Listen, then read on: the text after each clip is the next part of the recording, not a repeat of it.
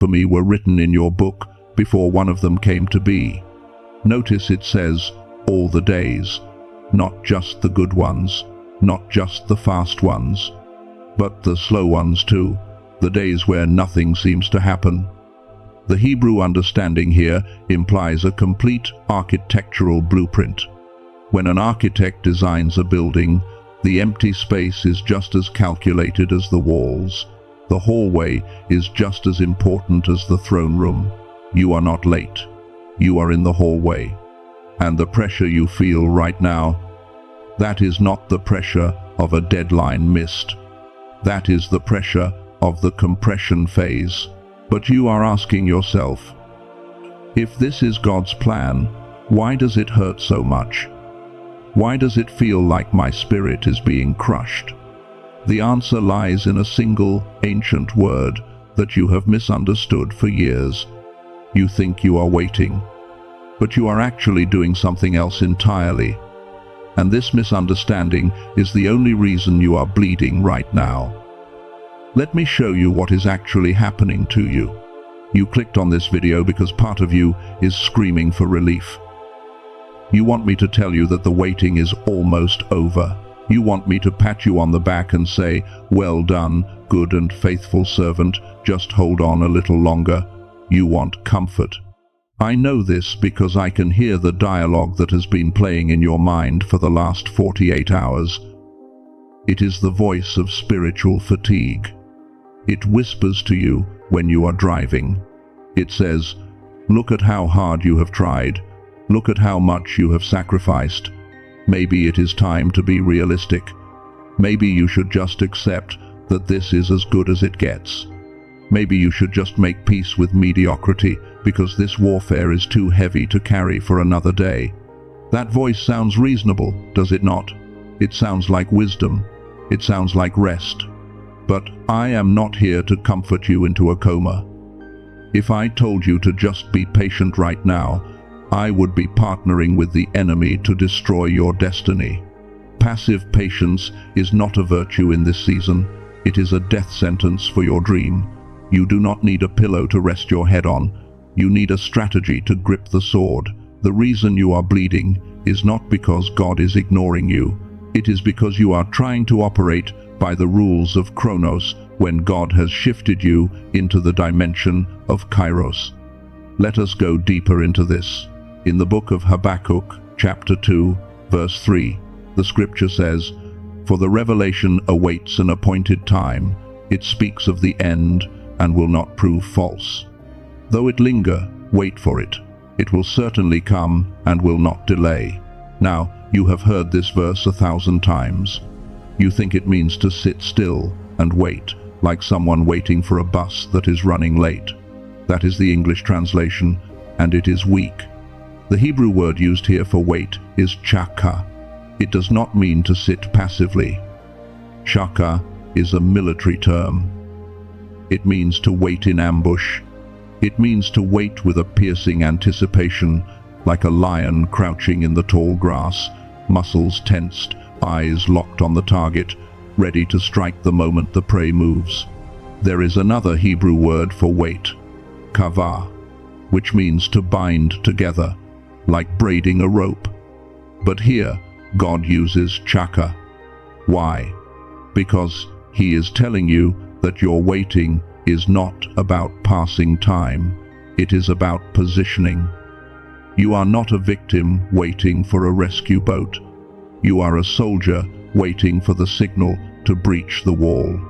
The frustration you feel, that burning agitation that makes you want to scream, is not a sign that things are going wrong. It is a sign that your spirit knows the signal is coming, but your mind is still stuck looking at the clock. This brings us to the most critical distinction you must understand today. The Greeks had two words for time. The first is chronos. This is the time on your wrist. It is sequential. Tick, tock, Monday,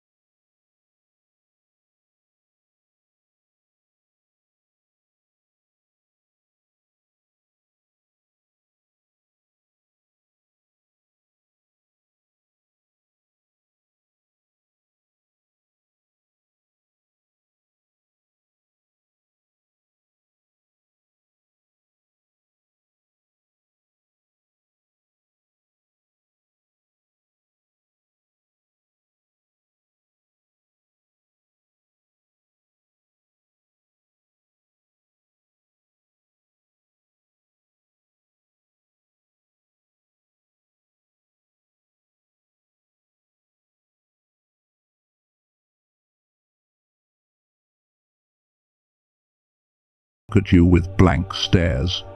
You feel like you are speaking a different language.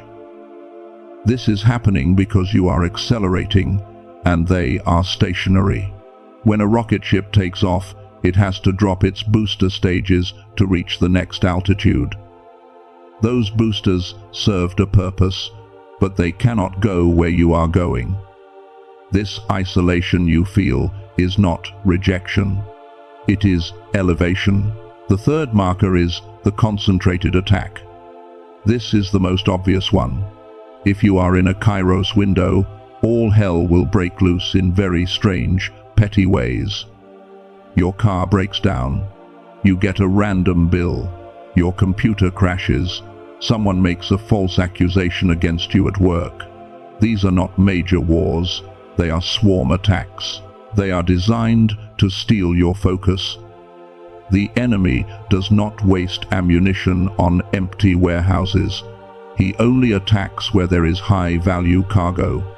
If the attacks have spiked in the last week, it is because your cargo is about to be delivered. If you have at least 2 of these 3 markers, I want you to take a deep breath right now. Feel the air hitting the back of your throat. Let that chill run down your spine. That physical sensation you are feeling is your spirit confirming the truth. You are not crazy. You are not lost. You are in the Kairos zone. But listen to me very carefully, because this next part is a matter of life and death for your dream. Being in the Kairos zone is dangerous. It is high voltage. And it has a side effect that most chosen ones are never warned about. There is a specific fear that activates only when you are inches away from the finish line. If you do not recognize this fear immediately, you will subconsciously sabotage everything you have built. You will tear down your own blessing with your own hands just to relieve the pressure. We need to confront this shadow right now before it consumes your victory. We need to confront this shadow right now before it consumes your victory. The fear I am talking about is not the fear of failure. You are a chosen one. You have failed 1,000 times and you have always survived. You know how to handle failure. No, the fear that is paralyzing you right now is the fear of hope. There is a voice in your spirit that is saying, I would rather stay numb than get my hopes up one more time and watch them crash. I would rather expect nothing than be devastated again. This is a defense mechanism. Your soul is trying to protect you from the pain of disappointment. You feel like a spiritual gambler who has lost every hand, and now God is asking you to go all in on this one last table, and your hands are shaking. You are thinking, Lord, please do not show me the door if you are not going to open it. Please do not give me a sign if it is just a coincidence. This feeling is actually documented in Scripture, but we often read it too fast to feel the weight of it. Proverbs 13, verse 12 says, Hope deferred makes the heart sick, but a longing fulfilled is a tree of life. I want you to look at the context of this verse. King Solomon was not talking about a headache or a mild cold. When he says the heart is sick, the Hebrew context implies a visceral, consuming nausea of the soul. It is the feeling of being spiritually hollowed out. It is that physical ache you feel when you have checked your email for the 100th time and the answer is still not there. It is the sickness of suspension. You are trapped between the promise and the payoff, and the air is getting thin. But notice what happens in the second half of that verse. It says, a longing fulfilled is a tree of life. It does not say it is a relief. It says it is a tree. A tree has roots. A tree bears fruit. A tree provides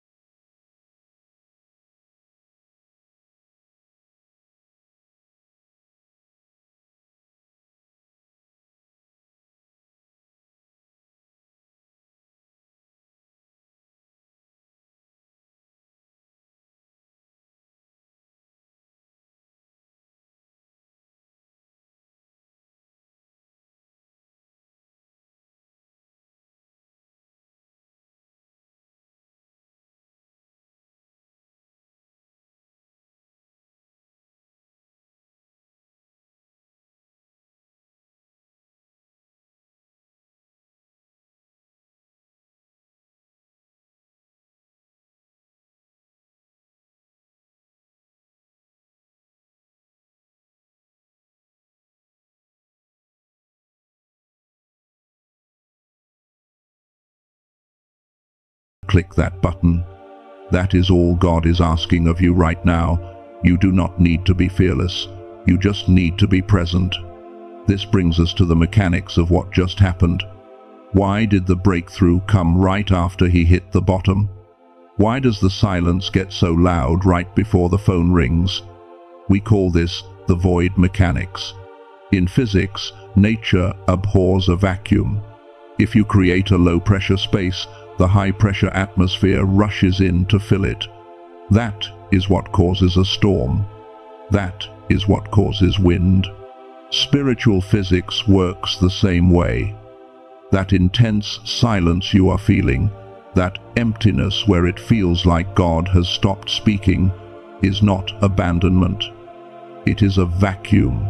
God is clearing out the noise, clearing out your own efforts, clearing out your backup plans, creating a massive low-pressure system in your spirit. Why? So that when he releases the blessing, it rushes in with the force of a hurricane. The pressure you feel in your ears is the atmospheric change before the glory falls. You are not dying, chosen one. You are in the eye of the storm, but I must warn you. This void, this silence before the thunder, is the most dangerous place you will ever walk. It is not empty. While God is silently preparing your reward, someone else is making noise in that darkness. The enemy knows that if you survive the void, you become untouchable, so he has set a trap right here, in the silence, to make sure you never see the morning. You are standing in the void. It is quiet, it is dark, and you are convinced that the reason you are still standing here is because God is taking his time. You have convinced yourself that you are the faithful servant waiting on the Master.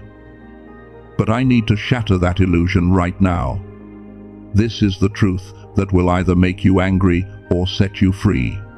You are not waiting on God. God is waiting on you. Let that sink in. The delay is not in heaven. The delay is in your back pocket. I am talking about your plan B. I am talking about that mental safety net you have secretly kept alive just in case God does not show up. I can hear the dialogue happening in the back of your mind. It says, if this miracle does not happen by Friday, I will just go back to that old job. If this healing does not manifest, I will just accept the diagnosis and learn to live with it. If this door does not open, I will just call that person. I know I should not call, but they always help me out. You are keeping a door cracked open to your past because you are terrified of the future. And God is standing at the threshold of your breakthrough with his arms folded, saying, I cannot release the new thing until you completely let go of the old thing. You are asking for the fire of Elijah, but you have not burned the plows. You are asking for the walk on water, but you are still holding on to the railing of the boat. Why is keeping a plan B so dangerous? Because faith is not a risk until there is no safety net. As long as you have a way out, you do not need God. You just need a preference. And God refuses to be a preference. He demands to be your only option. The reason the enemy is attacking you so violently right now is not because you are weak. It is because you are lethal. He does not waste ammunition on people who are walking away from their destiny. He only ambushes people who are stepping onto the throne. Think about the pattern in Scripture. It is the law of final mile warfare. When did the enemy attack Jesus in the wilderness? Was it on day 1? No.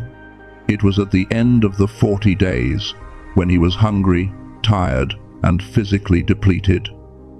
That is when the tempter came. 1 Peter chapter 5, verse 8 warns us. Be alert and of sober mind. Your enemy the devil prowls around like a roaring lion.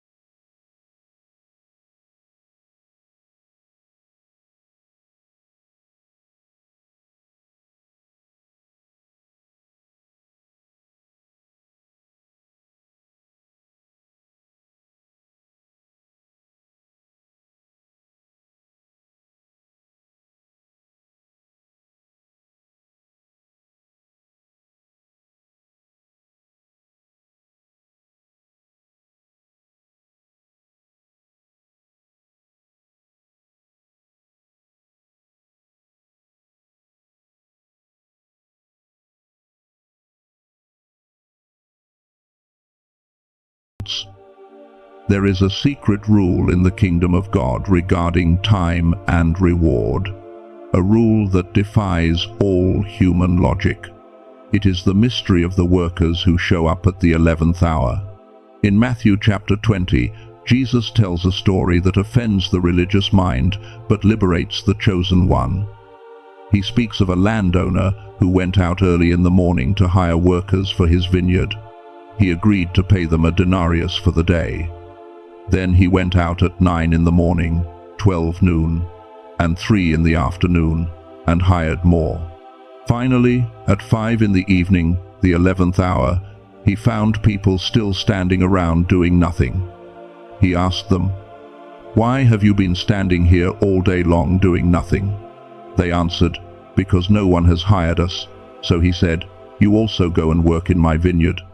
When evening came, the master paid them. But he did something strange. He started with the ones who came at the 11th hour. He gave them a full day's wage. Then he paid the ones who worked all day the exact same amount.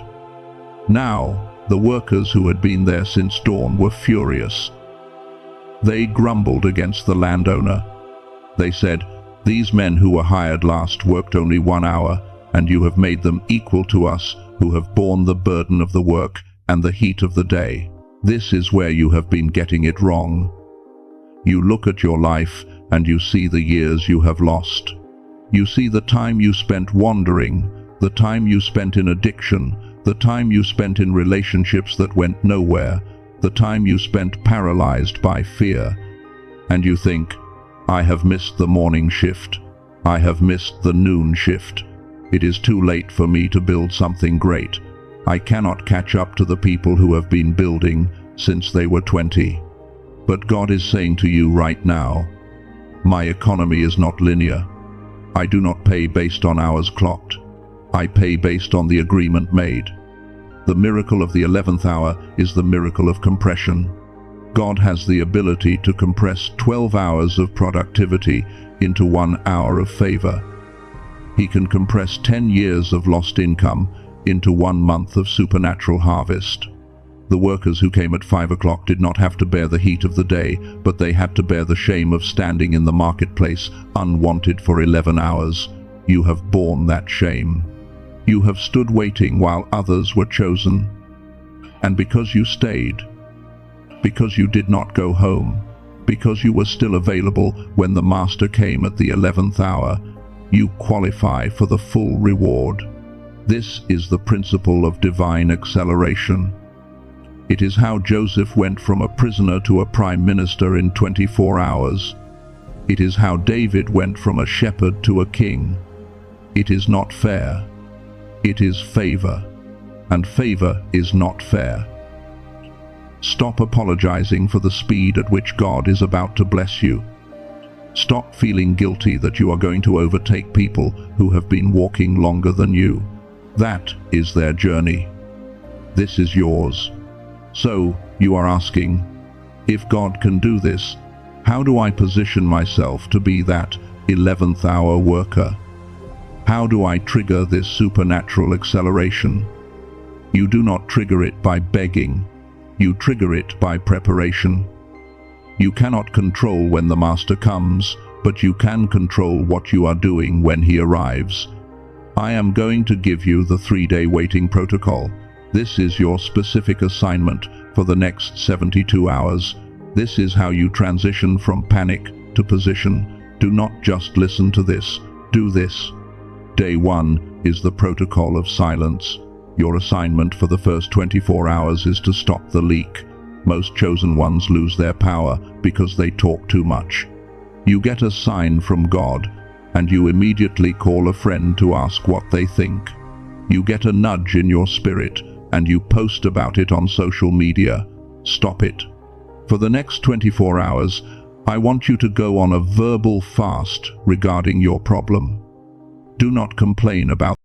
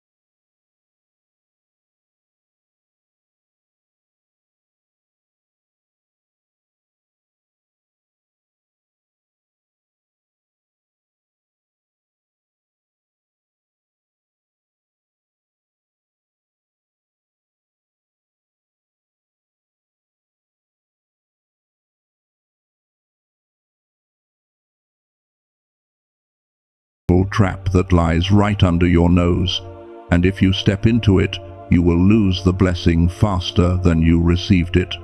The trap is the trap of premature exposure.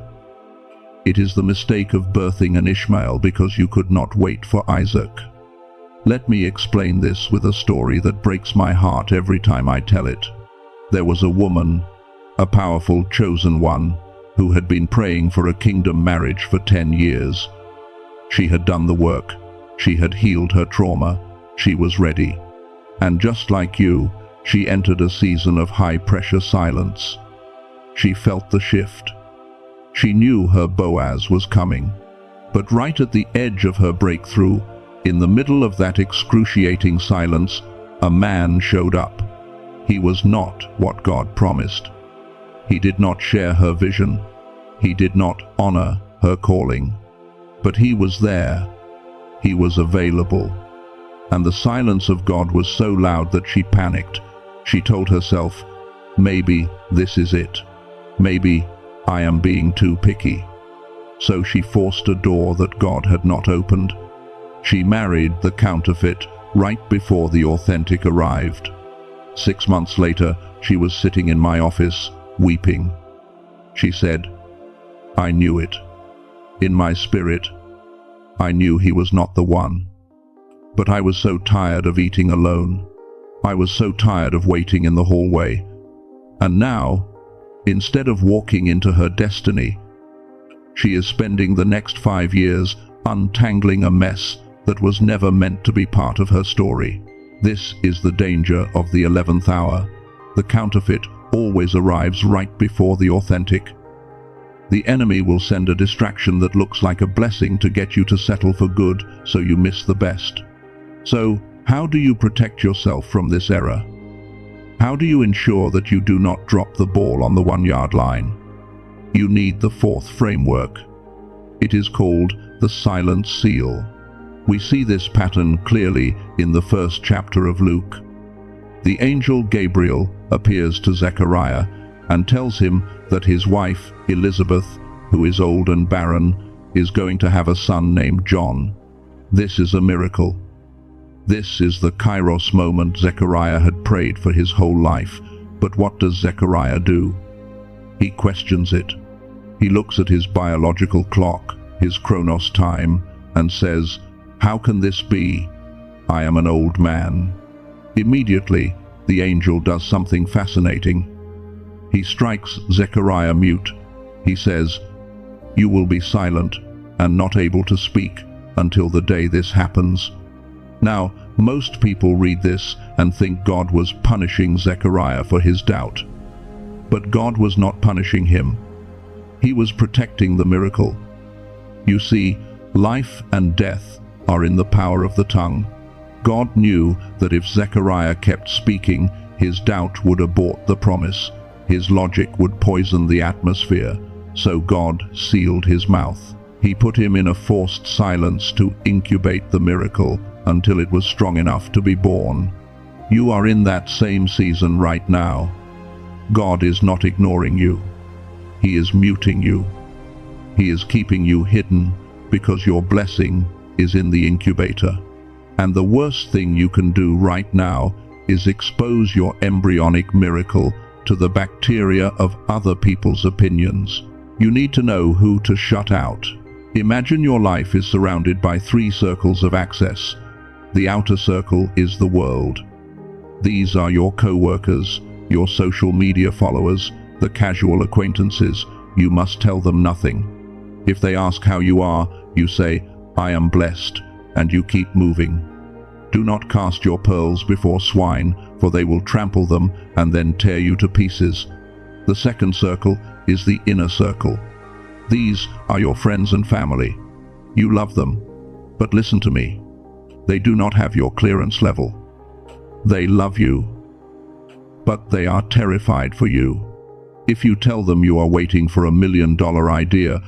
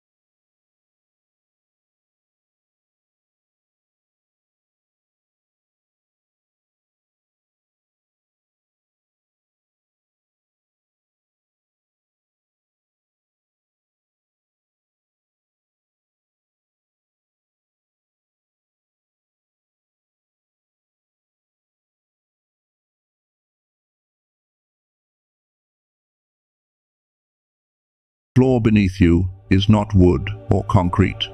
It is a sea of glass, clear as crystal. The silence here is heavy. It is the silence of absolute authority. You are standing before the Ancient of Days. Look down at yourself in the spirit. What are you wearing? For years, you have been wearing the identity of the victim. You have been wearing the heavy, grey cloak of the waiter. You have identified yourself by your trauma. You have introduced yourself by your struggle. But in this court, those clothes are contraband. They are not allowed in the throne room. I want you to visualize yourself reaching up to your shoulders and grabbing that heavy, dirty cloak of the past. Feel the weight of it. Now, with one decision, pull it off your shoulders and let it drop to the floor. Watch it dissolve into ash. You are no longer the one who waits. You are the one who arrives. The heavy garment has fallen, but there is still a curse on your tongue that needs to be broken before you can give orders to angels. Many of you, in a moment of pain, made a secret agreement with the spirit of lack. You told yourself that being poor makes you holy. You told yourself that struggling makes you humble. That is a lie from the pit of hell, designed to keep the kingdom unfunded. Right now, in the presence of the judge, we break the vow of poverty. Repeat this in your mind with a shout. I divorce the spirit of lack. I break every agreement I have made with scarcity. I am a child of the King, and I refuse to live like an orphan any longer. I command the chains of debt and financial restriction to shatter off my bloodline. The curse is broken, the flow is open. Now that the chains are gone, we must cleanse the senses. You cannot see the new thing if you are looking through the lens of the old thing. I am going to anoint you in the Spirit. I declare that your eyes are being washed with fire. I burn away the cataract of disappointment. I command your spiritual vision to lock onto the Kairos frequency. You will no longer see delays. You will see setups. I touch your ears in the Spirit. For too long, you have been tuned into the frequency of noise, doubt, and other people's opinions. I command your ears to pop open. I tune you into the frequency of heaven. From this moment on, you will hear the whisper of God louder than the scream of the world. Now, look at yourself. You are standing on the sea of glass. The rags of the victim are gone. The chains of poverty are broken. Your eyes are clear. Your ears are open. You are standing naked and pure before the King. But a king cannot rule without a crown, and a soldier cannot fight without a sword. Do not move. The ritual is not over. The coronation begins now. You are now standing in the center of the throne room. The old rags of your past are gone. The atmosphere around you is thick with the holiness of God. But you cannot leave this court naked. You cannot walk back into the battlefield of life without the uniform of your rank. The time for begging is over. The time for investiture has begun. In your mind's eye, I want you to look up.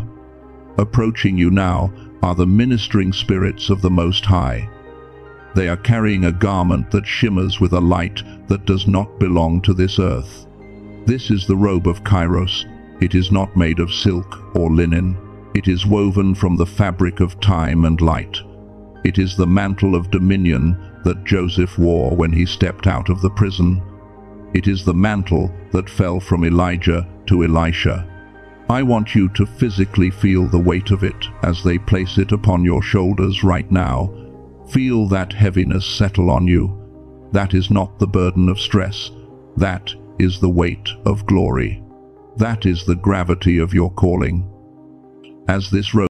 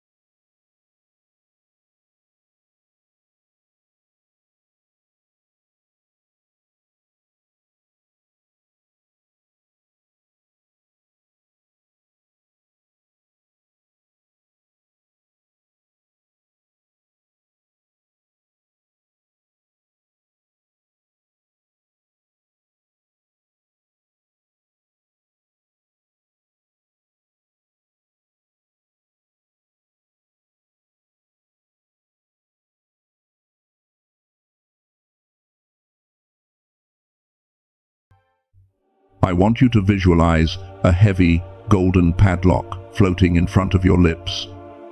This is the silence seal. We are locking in the power. We are locking out the doubt. I want you to feel the sensation of a key turning in that lock. Click. It is done. I seal your mouth against self-sabotage. I seal your tongue against complaint. From this moment on, you will physically struggle to speak words that go against God's promise. If you try to speak doubt, your voice will fail. If you try to share your pearl with swine, your throat will close. You are protected by the holy silence. Look at yourself in the Spirit. You are robed in the authority of Kairos. You are crowned with a sound mind. Your eyes are calibrated. Your hands are consecrated. Your mouth is sealed.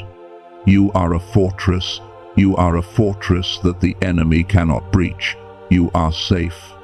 But a king does not just sit on a throne to be safe. A king sits on a throne to rule. Protection is just the beginning. Dominion is the goal. You are dressed for the occasion, but your hands are still empty. You cannot rule a kingdom without a scepter, and you cannot defeat an enemy without a sword. Do not move. The atmosphere is shifting from defense to offense. The 7 decrees of reversal are about to be issued, and the sword of the mandate is coming into your hand. You are standing in full armor, but your hands are still free. A king does not rule with empty hands. In your mind's eye, I want you to extend your right hand. Feel the weight of the scepter of dominion settling into your grip. It is not just a rod of gold, it is a conduit of power. Feel a surge of electricity running from your shoulder, down your arm, and into your fingertips. This is the authority to legislate. When you speak now, you are not just making noise, you are making laws. We are going to use this authority immediately. We are going to issue 7 decrees of reversal over your life. Do not just listen to these words. Own them. Let them land in your spirit like heavy stones dropping into deep water. First, the decree of time. I decree that the years the locusts have eaten are being restored to you 7-fold. I command the laws of time to bend in your favor. What takes others 10 years will take you 1 year. The season of delay is officially cancelled. Second, the decree of finance. I decree a supernatural transfer of resources. I command the grip of debt to loosen off your neck. I declare that the wealth of the wicked is finding its way into your hands, not for luxury, but for kingdom purpose. You will lend and not borrow.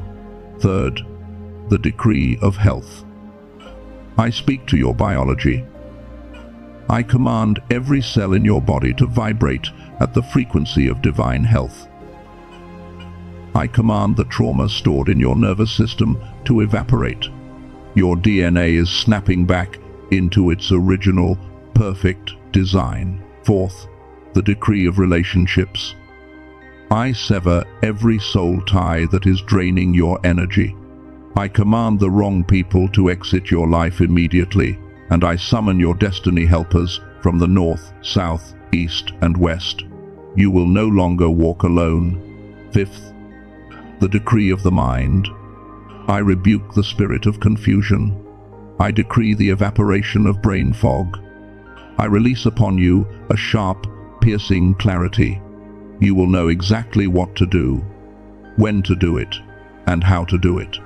Sixth, the decree of family.